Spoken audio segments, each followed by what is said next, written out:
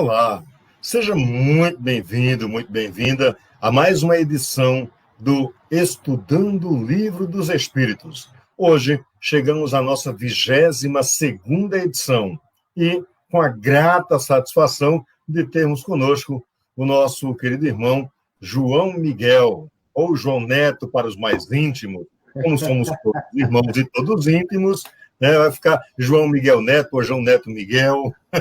Muito boa tarde, João Neto. Seja bem-vindo, meu querido. Boa tarde, meu querido. E você? Tranquilo aqui? Tudo na Santa Paz. Está me ouvindo Tudo aí? ótimo. Sim, muito bem. Bom, hoje nós tivemos um pequeno problema, deveríamos estar transmitindo por uma outra plataforma, mas tivemos um problema de conexão e hoje nós vamos transmitir por essa plataforma, pelo Facebook, e depois disponibilizar o programa, né, a participação do João Neto, nas nossas redes sociais, Dailymotion, Periscope, YouTube, né, e também Twitter, ok? Então, a nossa satisfação também de ter conosco agora, já a partir de agora, ao vivo, os nossos queridos irmãos lá da Rádio Espírita Nova Vida, da cidade de Apodi.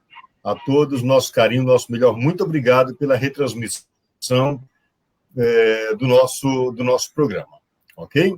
E aí vamos dar início ao estudo da tarde de hoje, já, como eu disse, já um pouco atrasado, trazendo do livro Pão Nosso, pelo Espírito Emmanuel e psicografia de Francisco Cândido Xavier, a lição Pensa um pouco. As obras que eu faço em nome de meu Pai, essas testificam de mim. São palavras de Jesus, relatadas por João no capítulo 10, versículo 25. Emmanuel nos traz a seguinte reflexão. É vulgar a preocupação do homem comum relativamente às tradições familiares e os institutos terrestres a que se prende, nominalmente, exaltando-se nos títulos convencionais que lhe identificam a personalidade. Entretanto, na vida verdadeira, criatura alguma é conhecida por semelhantes processos. Cada espírito traz consigo a história viva dos próprios feitos, e somente as obras efetuadas dão a conhecer o valor ou o demérito de cada um. Com o enunciado, não desejamos afirmar que a palavra esteja desprovida de suas vantagens indiscutíveis. Todavia, é necessário compreender que o verbo é também profundo potencial recebido da infinita bondade, como recurso divino, tornando-se indispensável saber o que estamos realizando com esse dom do Senhor Eterno. A afirmativa de Jesus, nesse particular, reveste-se de imperecível beleza.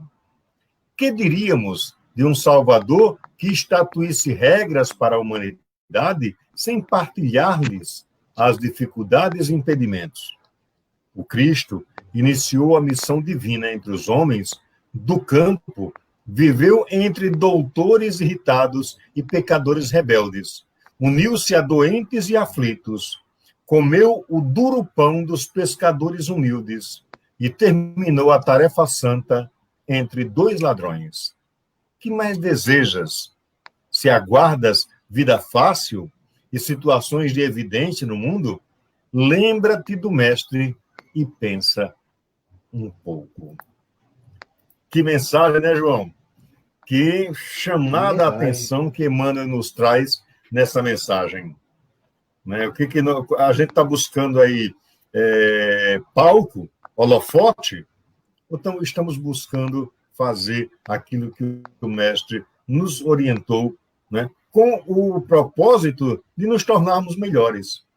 Infelizmente, muita gente ainda tem feito do nome de Jesus, da doutrina de Jesus, um palco de espetáculos.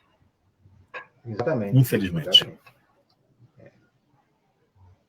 Meu querido João, então, pediria que você nos fizesse a nossa prece inicial neste momento. Tranquilo.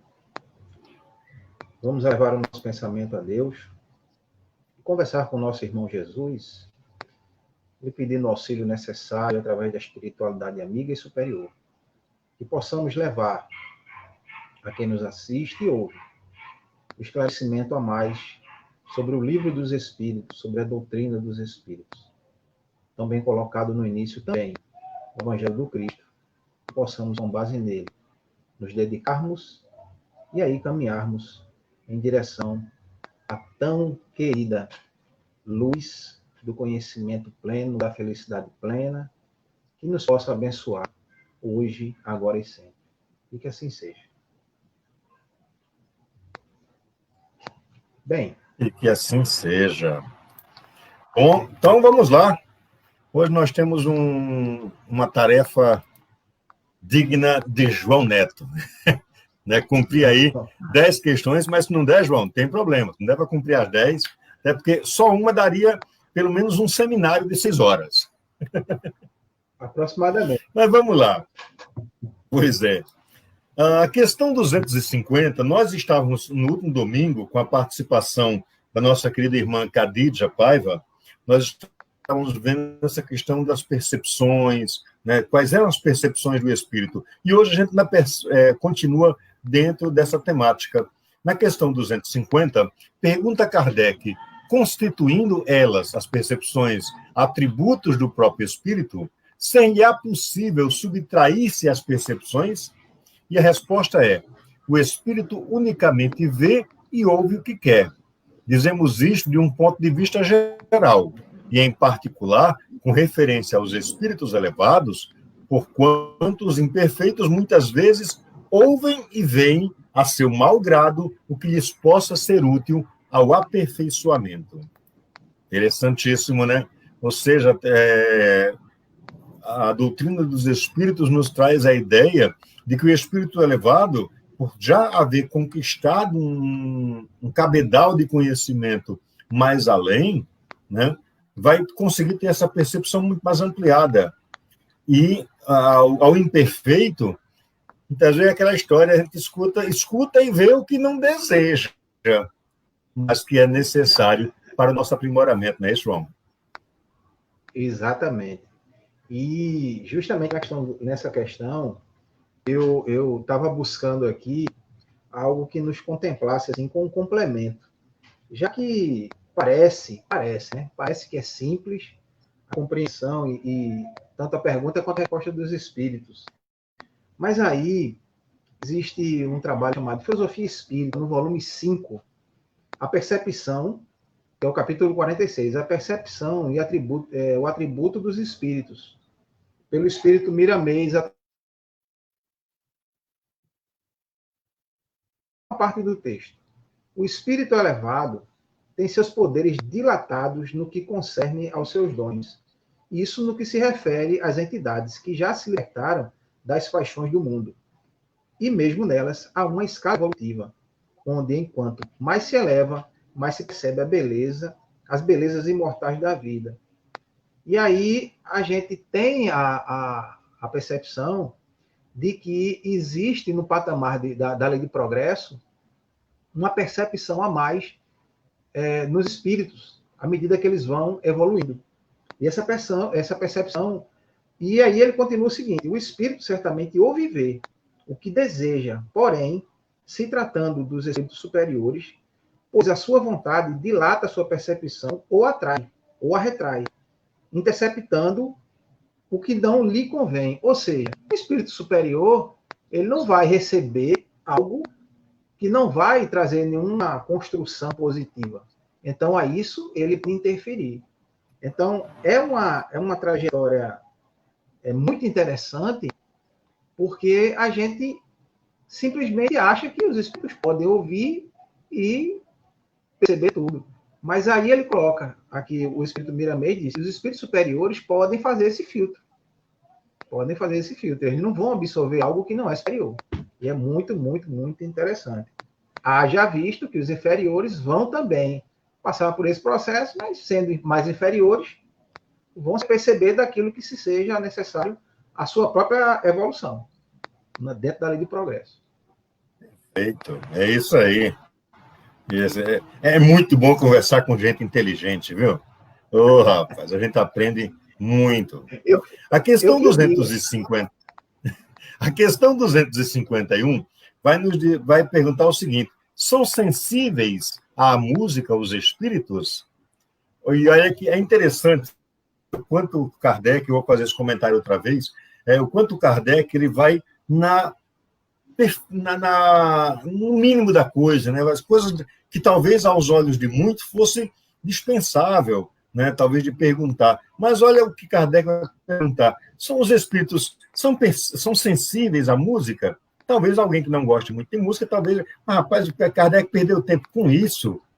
Mas olha a importância que a música tem quando a espiritualidade nos traz a seguinte resposta. Aludes à música terrena, que ela é comparada à música celestial, a esta harmonia de que nada na terra vos pode dar ideia, uma está para a outra como o canto do selvagem para a doce melodia. Não obstante, espíritos vulgares podem experimentar certo prazer em ouvir a vossa música, por não lhes ser dado ainda compreenderem outra mais sublime. A música possui infinitos encantos para os espíritos, por terem eles muito desenvolvidas as qualidades sensitivas. Refiro-me à música celeste, que é tudo o que de mais belo e delicado pode a imaginação espiritual conceber.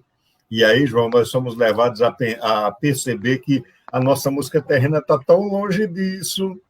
A nossa música terrena ainda é muitas vezes utilizada para depreciar, para falar mal da mulher, para depreciar o homem, para estimular determinados comportamentos altamente reprováveis, né? Para estimular festas, nada contra festas, nada mais assim, regadas a todo destempero e toda a animalidade possível.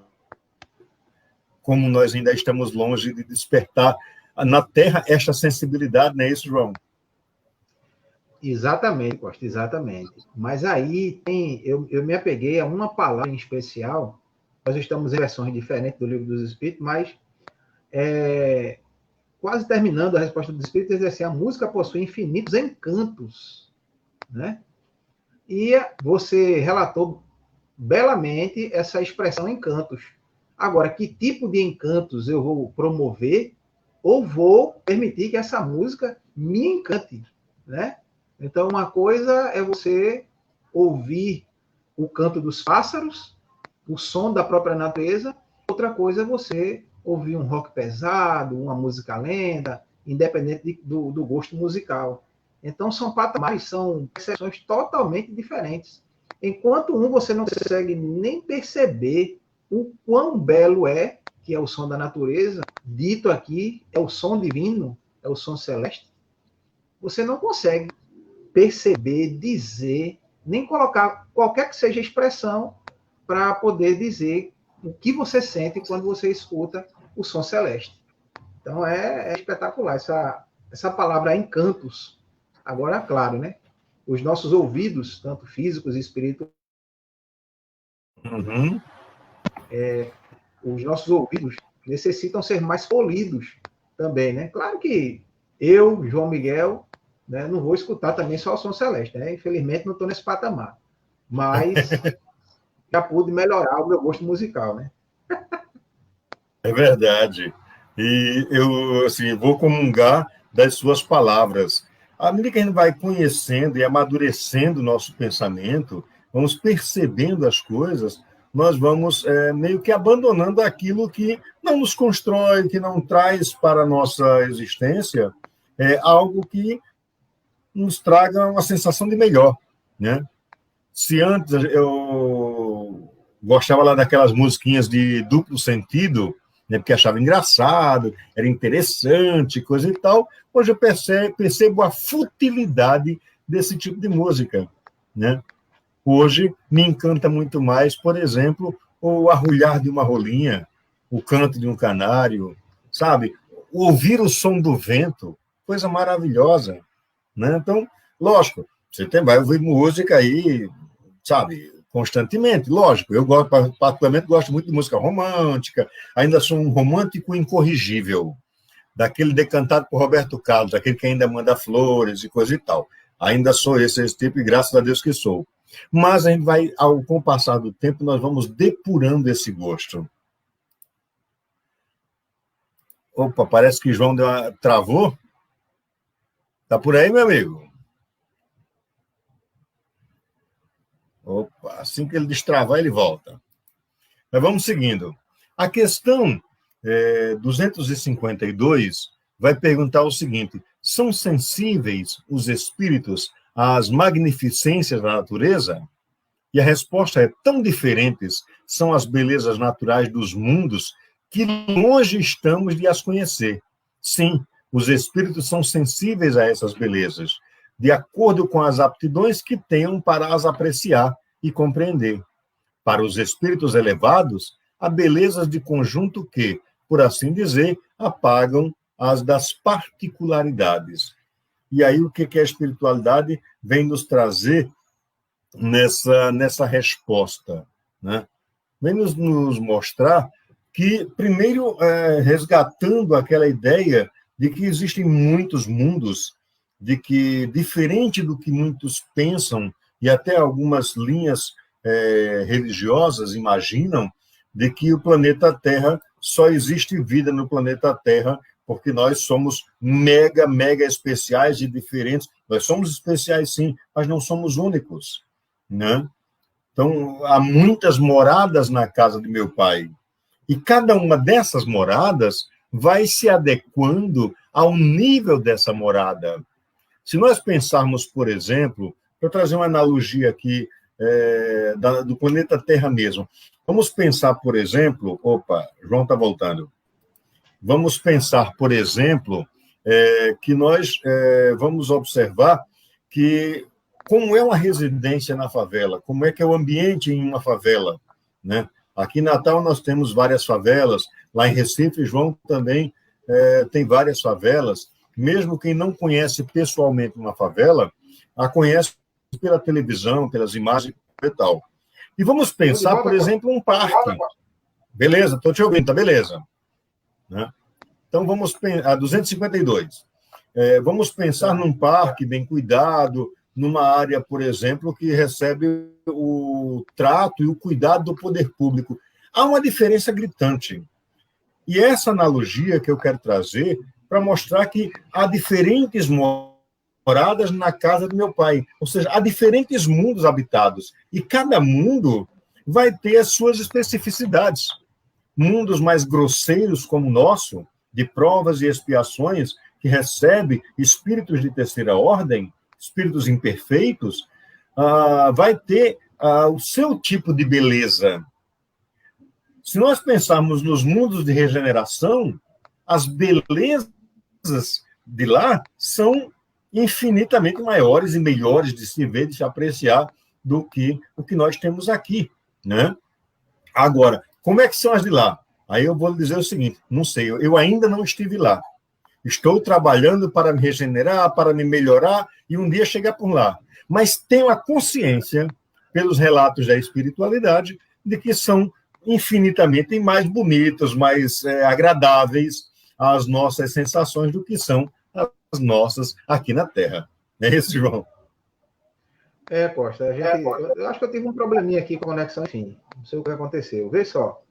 Mas caiu justamente bem a continuação do texto do Espírito Miramês, que a gente estava lendo na questão 250, que é o seguinte, é um puxão de orelha, né? É nesse sentido que convém aos espíritas estudarem a doutrina dos espíritos com interesse de aprender, para que as leis, com suas nuances para educar, sejam compreendidas e respeitadas. Então, essa exemplificação que você dá, no sentido de que a gente tem, no movimento espírita, na doutrina espírita, vários espíritos trazendo o conhecimento que ainda não nos convém, porque ainda estamos aqui encarnados. Então, é justamente isso. Então, o estudo da doutrina requer isso, esse puxão que Miramês nos dá, afinal, do texto dele, né? Isso. É isso. Vamos então à questão 253, e aí já utilizando a mesma base, né? A questão 253, do capítulo 6º, Kardec indaga: os espíritos experimentam as nossas necessidades e sofrimentos físicos? E a resposta é: eles os conhecem, porque os sofreram. Não os experimentam, porém, materialmente como vós outros. São espíritos. E aí nós vamos perceber que quando Kardec refere-se a espíritos, está se referindo aí a quem está na espiritualidade mais alta, quem está orientando, não é isso? Alguém fez um comentário aqui. Oi, Margarete. Seja bem-vinda, Margarete. Nós vamos observar que Kardec está se referindo aí aos espíritos que estão na espiritualidade e que orientam a codificação. Então, ele nos traz de que estes espíritos já conheceram este tipo de sofrimento. E eu sempre coloco sofrimento entre aspas, porque eu sou da ideia e da concepção de que nós não sofremos. Nós temos oportunidades de melhoramento a partir das besteiras que a gente já fez, né? Isso. Então, aí Deus é tão amoroso, tão bondoso, e meu filho, você errou, mas tem aqui outra oportunidade. Agora, tome jeito, tome tento. Não é isso, João? Exatamente. E Costa, mais uma vez aqui, ele fala, experimentam como vós. O experimentar, ou seja, a sensação, né, de passar por aquilo. E aí, que esse trabalho aqui, ele vai refletir também nas outras perguntas e respostas, na Revista Espírita, de dezembro de 1858. Tem uma experiência muito interessante, e é narrado assim: estávamos ocupados de evocações numa pequena reunião, e daí por diante aparece o espírito, onde ele sente, eu estou resumindo o texto, ele sente o frio, mas o que estava sendo colocado também lembra nesse espírito que ele deveria ter sido um espírito daquele espírito avarento, né? Ele deveria ter sido avarento, porque ele buscava o aquecimento da lareira, né? Onde estava ocorrendo a reunião, e daí todo o relato dele durante esse processo leva a crer que ele era em outra encarnação muito avarento, ou seja, ele estava passando frio pela sensação, porque não estava mais conseguindo usufruir daquilo que ele vivia, e ele estava ali agarrado àqueles princípios, e também a dor, como você diz, que não é dor, ele estava sentindo esse frio que ele causou nas pessoas a quem ele negou a oportunidade de desfrutar das riquezas dele, ele podendo ajudar. Então é muito interessante na Revista Espírita, dezembro de 1858, que tem a intitulação Sensações dos Espíritos. Muito interessante isso. Então, cai exatamente nessa questão que você narrou agora. Exatamente isso.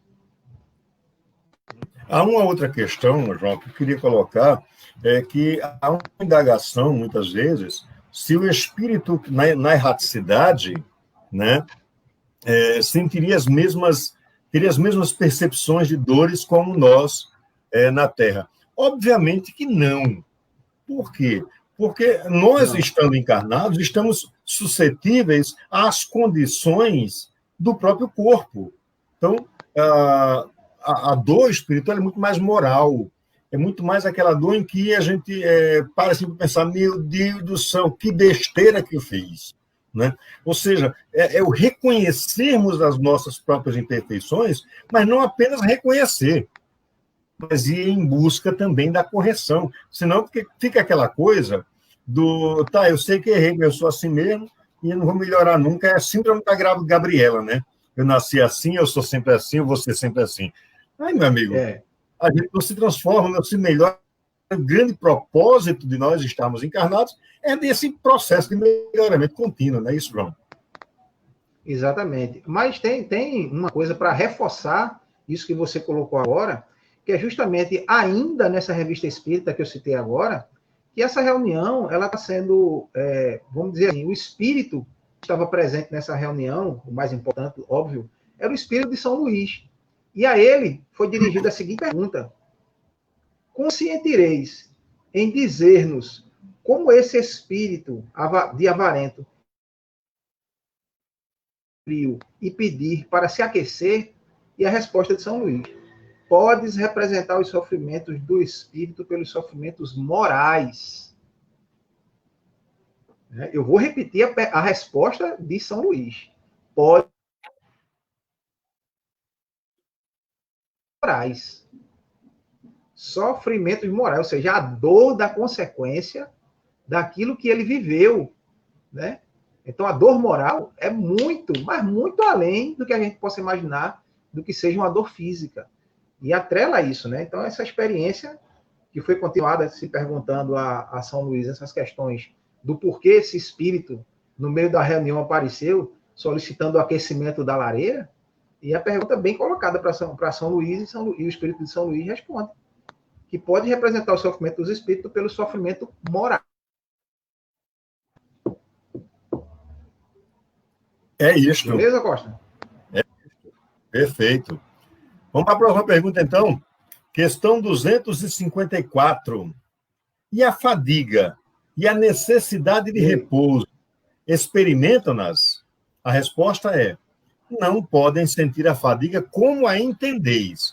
Consequentemente, não precisam de descanso corporal como vós, pois que não possuem órgãos cujas forças devam ser reparadas.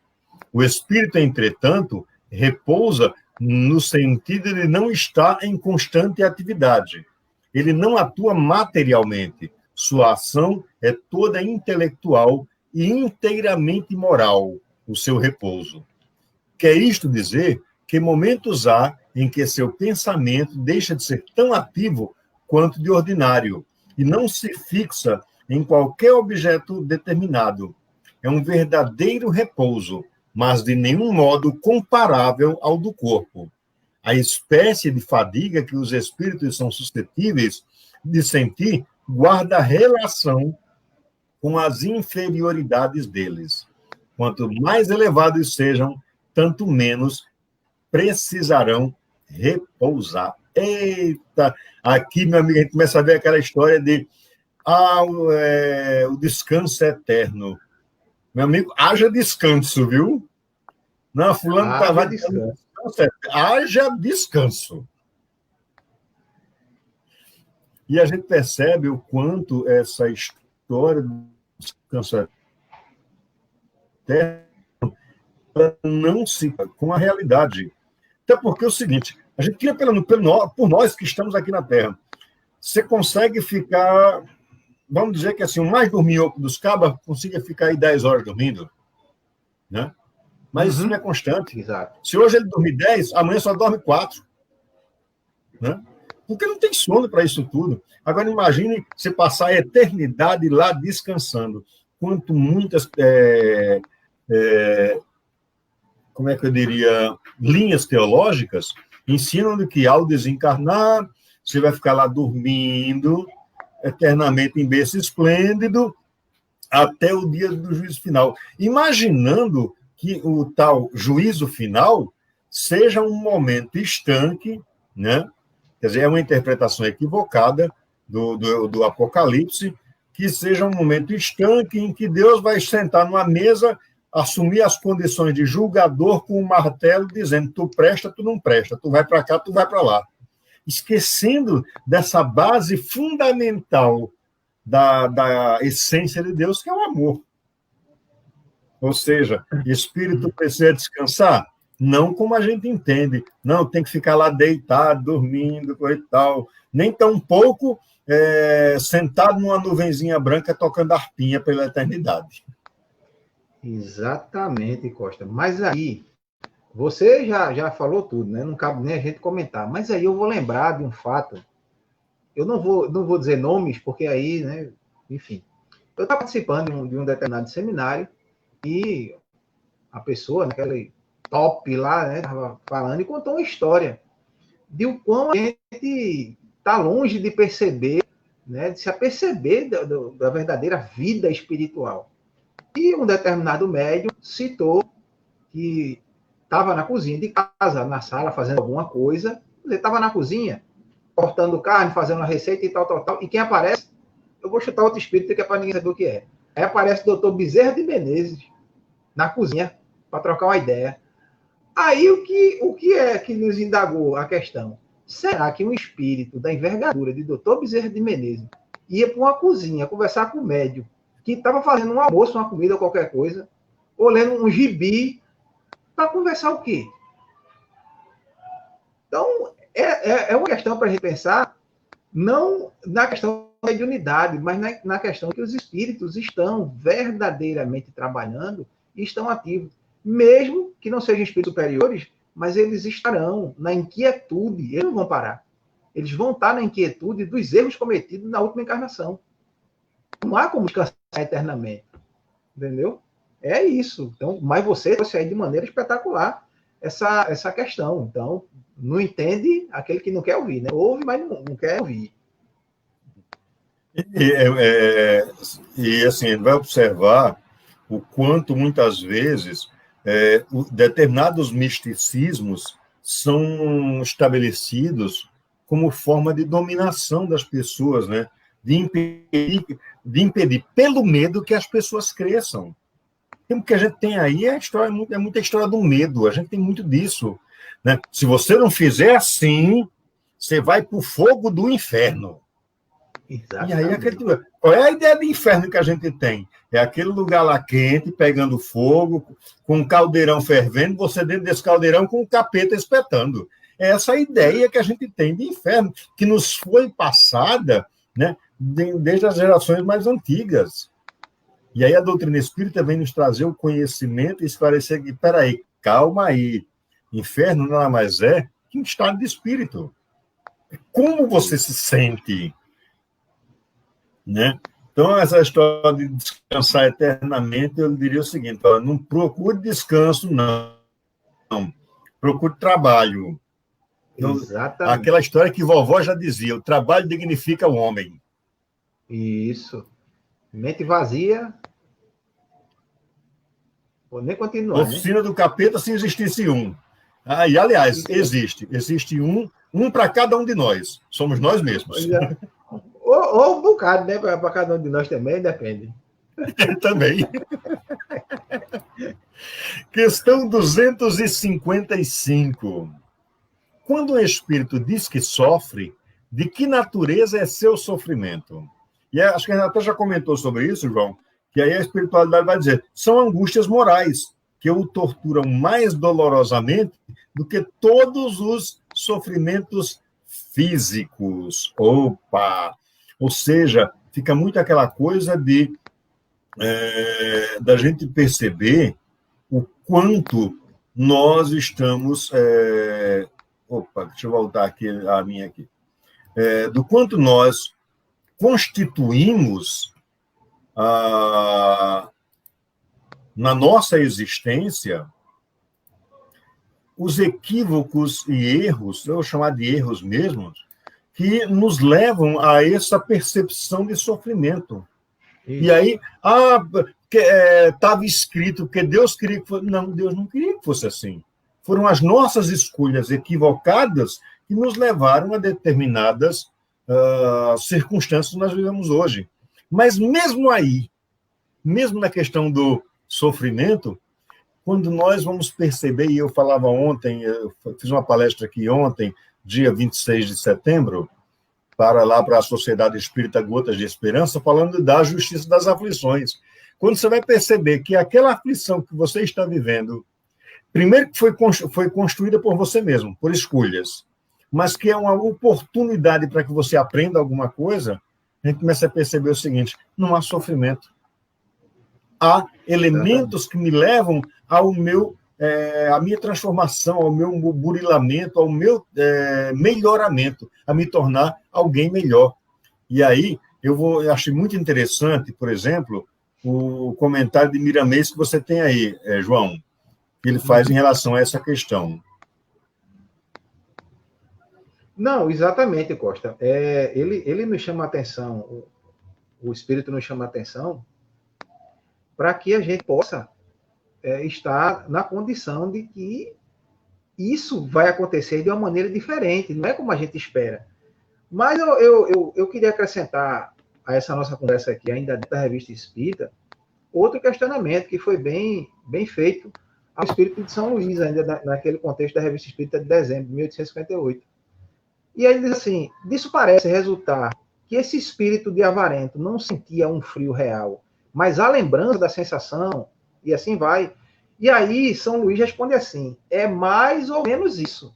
É mais ou menos isso. Ou seja, da questão do físico, é mais ou menos isso.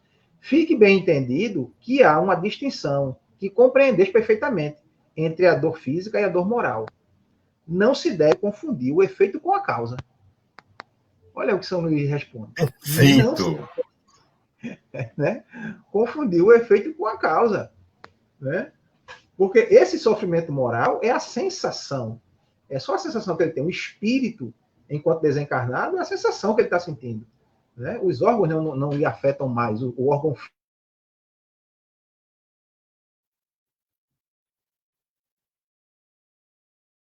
e fez as pessoas viverem. Tudo que ele viveu e fez as pessoas viverem, enquanto avarento, trouxe a ele, enquanto espírito, a sensação. As sensações. Isso não é físico, como a gente compreenderia. Beleza? Beleza, perfeito. Vamos lá, então, a próxima questão. Questão 256, que ainda é tratando dessa percepção das sensações e dos sofrimentos dos espíritos. E aí pergunta Kardec, como é então que alguns espíritos têm se queixado de sofrer frio ou calor? A resposta é a reminiscência dos que padecem durante a vida, reminiscência não raro, tão aflitiva quanto a realidade. Muitas vezes, no que eles dizem apenas que há uma comparação mediante a qual, em falta de coisa melhor, procuram exprimir a situação em que se acham. Quando se lembram do corpo que revestiram, têm impressão semelhante à de uma pessoa que, havendo tirado o manto que a envolva, julga, passando algum tempo, que ainda o traz sobre seus ombros. E aqui, João, eu queria destacar uma questão, não vou comentar o pensamento de Milanês, eu vou destacar uma questão aqui que eu acho super importante, dessa questão, dessa percepção do espírito. E nós que, né, participamos, que estamos algumas vezes em mesas mediúnicas, nós percebemos muitas vezes o relato de determinados espíritos dizerem que sentem fome, sentem frio, sentem dores, né, como se fossem físicas. E a gente vai perceber uma realidade do seguinte, de que, na verdade, o que ocasiona isso é, na verdade, a falta de conhecimento. É que, ao longo da existência, né, o espírito já veio lá de trás, já vem de uma outra existência. Mas nós temos, quando chegamos à Terra, quando encarnamos, o esquecimento, que é uma dádiva fantástica, né, necessário para que a gente possa evoluir. Mas nós vamos perceber que nós fomos orientados de que nós não somos um espírito vestindo temporariamente uma veste carnal. Nós somos um corpo que tem um espírito. Como se essa união começasse do útero e terminasse no túmulo. E ao descobrir que essa união, espírito e túmulo, espírito e carne, ela não termina no túmulo, nós, encarnados, na maioria das vezes, deixamos de nos preocuparmos em compreender o que está mais além. E vamos nos preocupando com os rituais, vamos nos preocupando com como é que eu posso dizer, aquelas questões sociais de dar satisfação social a A ou a B, nos esquecendo de buscarmos compreender o que está em nós, compreender a realidade que está em nós. Essa questão da sensação, por exemplo, eu lembro, por exemplo, da questão do suicídio. Quantos suicidas nós temos relatos de sentirem o corpo em decomposição, sentirem dores físicas. Né? Efetivamente, ele não está sentindo a dor, mas a sensação e a percepção, pelo seu próprio equívoco, o leva a ter essa percepção. Né? Quantos irmãos, muitas vezes, chegam na mesa mediúnica dizendo estarem presos dentro do túmulo, né? unicamente por falta de conhecimento. E é isso que a doutrina espírita vem para trazer este conhecimento que esclarece, que ilumina, que nos leva a perceber o seguinte: poxa, desencarnei. Beleza, e daí? Preciso continuar trabalhando para ser melhor. Exato. E, Costa, ainda eu fiquei segurando você falando sobre Miramês e tal, eu fiquei segurando até a gente chegar nessa questão. Porque a parte final do que Miramês nos traz é o seguinte: analisemos essas verdades, pois elas têm o poder de nos acordar, ajustando nossos valores e clareando nossos caminhos. De sorte que a esperança nos alegre na conquista da felicidade. Ela existe dependendo agora das nossas mãos atenderem a nossa mente adestrada nos valores do Evangelho de Jesus Cristo. Então, isso aí, meu amigo, para nós espíritas principalmente, não é um puxão de orelha, é um puxão para a realidade. Né? Não é a gente vai conseguir deter todo o conhecimento que a doutrina espírita tem. Mas o pouco que a gente consegue fazer, que a gente consegue aprender e ainda colocar em prática, isso já é de valor enorme. E aqui a gente finaliza, não, porque não se fala de Jesus, e ele finaliza dizendo que a gente tem sim. Não deixemos esquecidos o amor que já conhecemos. Não deixemos que a caridade se esfrie em nosso coração. Não deixemos que a lembrança das faltas de outrem para conosco apague nossa alegria de perdoar. E aí, João, dores e perdão, olha, quem não perdoa, Costa, né, verdadeiramente, vai sentir uma dor durante um tempo enorme.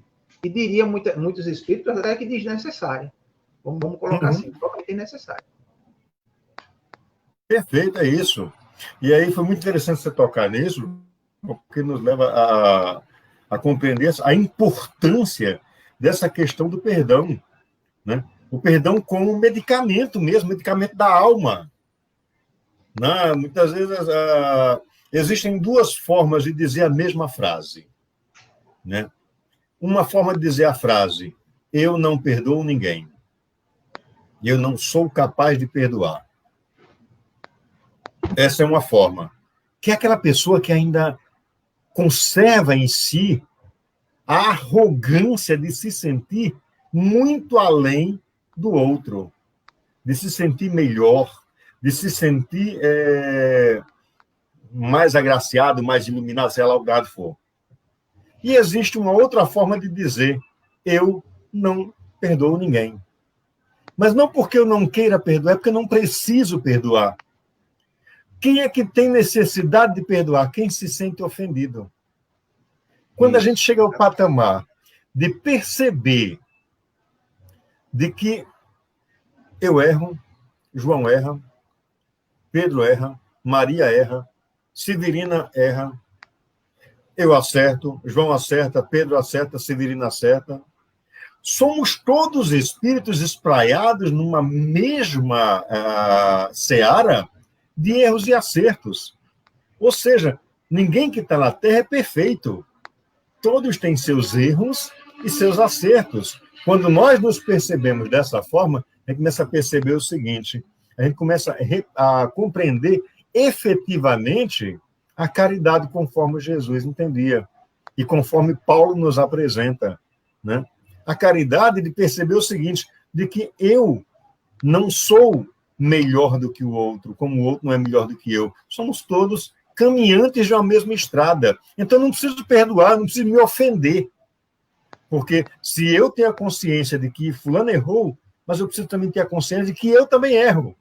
E muitas vezes a gente minimiza o erro da gente, né? Potencializa o erro do outro e minimiza o nosso. E muitas vezes o nosso erro fere e agride muito mais do que o erro do outro a nós, né? E aí é onde a gente vai chamando a atenção para essa realidade. Quanto eu preciso hoje perdoar? E aí, aquela reflexão que Agostinho nos traz, né? Final do dia, fazer aquele exercíciozinho. Eu fiz todo o bem que eu poderia ter feito hoje, né? Tem alguém que tem alguma coisa para reclamar de alguma coisa que eu fiz? Fazer essa listinha, esse checklist diário, nos ajuda a compreender as nossas imperfeições e buscar transformá-las. E aí, foi muito bom você abrir esse leque da questão do perdão para dizer o seguinte: chegar ao ponto de dizer eu não preciso perdoar porque eu não me ofendo com nada, é um exercício que você começa a fazer dia após dia. É um exercício que você começa a desenvolver pouco a pouco. Ninguém diz assim, do dia para a noite, num passo de mágica, hoje não me ofendo com mais nada. Não, nós somos espíritos imperfeitos, num planeta de provas e expiações, ainda presos à materialidade, né? E ainda suscetíveis a essas dificuldades da vida terrena. Mas, quando a gente começa a trabalhar isso em nós, a gente começa a ver o seguinte: como me faz bem o perdão?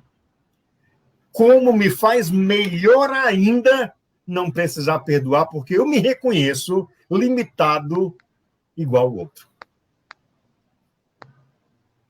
Não, exatamente. Agora, uma coisa interessante que, às vezes, a gente pensa numa frase assim, o exercício do perdão, ou o exercício do perdão diário.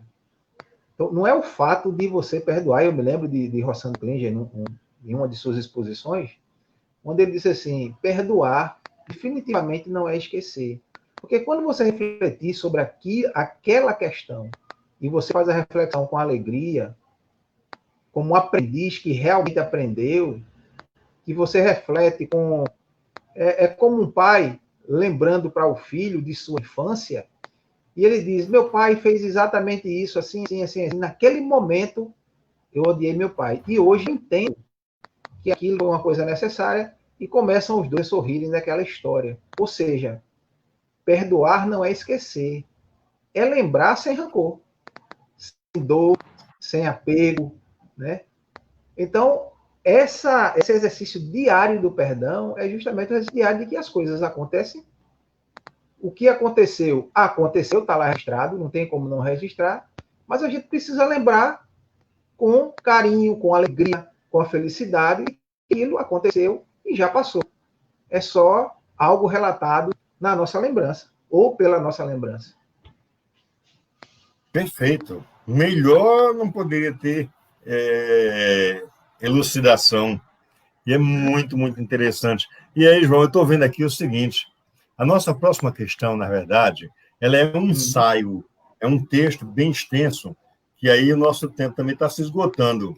A 257 é o ensaio teórico da sensação nos espíritos, que é um apanhado que Kardec faz de todas as questões que foram levantadas, né, durante esse item, né? Então, assim, Kardec faz um olhar mais holístico, mais completo sobre todas as questões que foram feitas.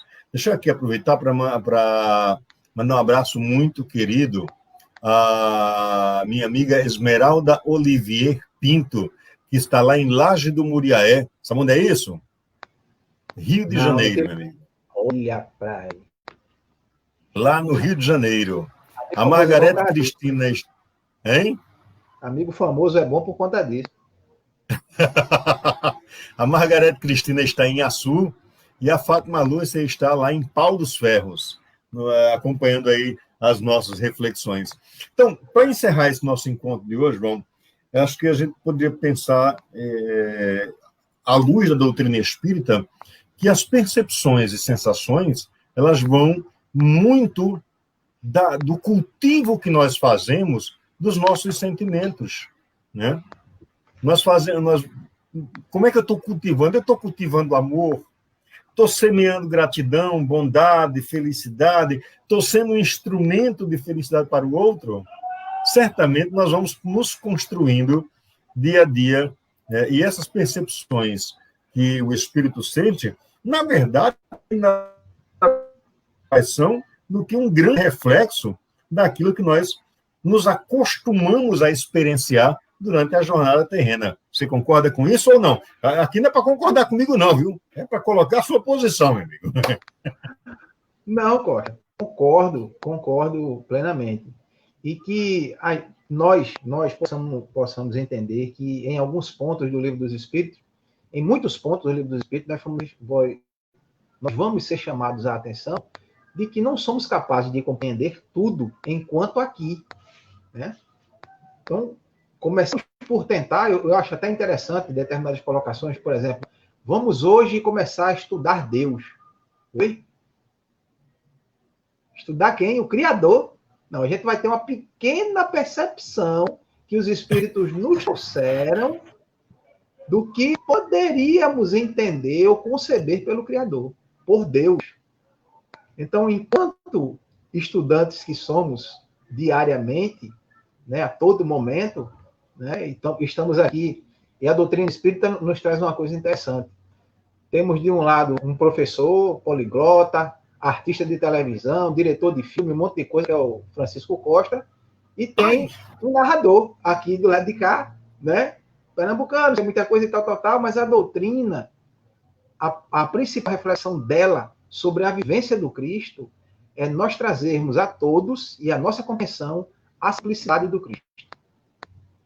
Isso é que a doutrina espírita nos traz de principal papel em nossas vidas, enquanto espíritas, simpatizantes, né? E simpatizantes também, espiritualistas, que buscam também os conhecimentos da doutrina espírita, é compreender que se passamos aqui juntos, nessa concepção que nós tivemos aqui, nesse pouco entendimento, porque a cada estudo a gente aprende um pouco mais. A gente não vai ler, estudar o Livro dos Espíritos apenas uma vez, né?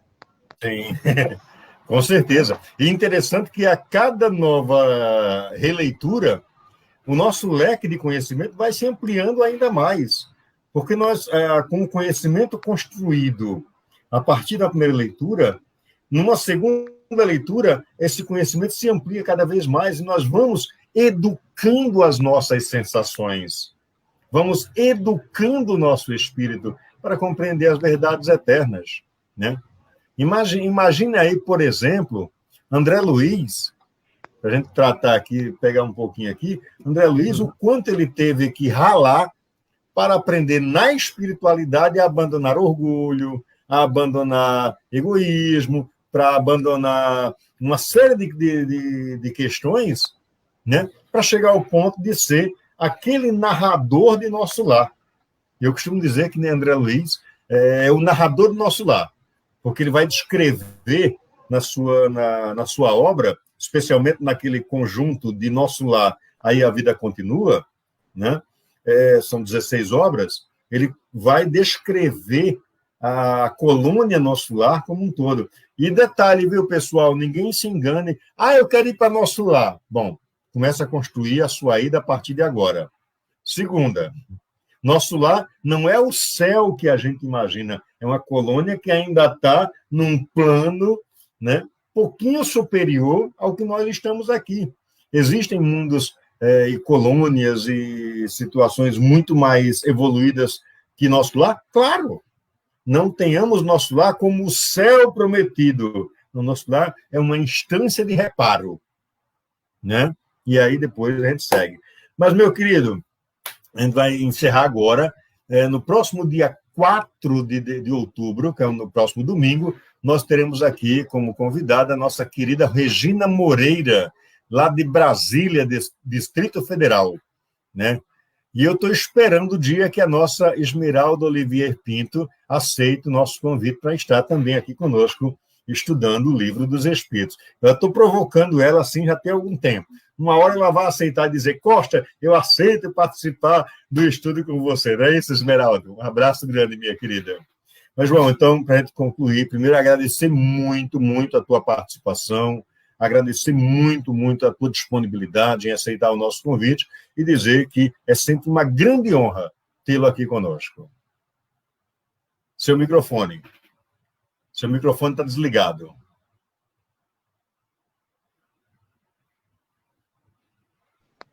Voltei? Voltou. Pronto, eu queria agradecer o momento e dizer que mando um abraço para todos e que esse espaço aqui, ele nos faz falta. Hoje, o estudo do Livro dos Espíritos nos faz falta. nesse momento ainda, né, de pandemia. E você está de parabéns por nos trazer esse fortalecimento, que é muito importante, trazer a base de volta, sempre, sempre, sempre colocar lá à tona. Então, parabéns, Costa, muito obrigado por esse momento. Eu que agradeço. E um abraço a todos aí no Rio Grande do Norte. Saudades. Meu querido, então, vou pedir a você que nos faça a prece de gratidão e de agradecimento a Deus por esse nosso encontro. Amado Mestre Jesus, espíritos amigos que aqui estiveram presentes, nos orientando, agradecidos estamos por esse momento e que possamos fortalecer esse momento e esse espaço do estudo da doutrina espírita através de sua primeira obra, o Livro dos Espíritos, tão importante quanto necessário, ainda nesse momento e em todos os momentos de nós espíritas, simpatizantes e não espíritas. Que possamos dar continuidade com toda a força que o nosso amigo Costa tem e que continuará tendo através de nossas preces. Que assim seja. Meu querido, mais uma vez, nossa gratidão e até sempre. Até sempre. A todos, Até sempre, obrigado meu pelo irmão. carinho.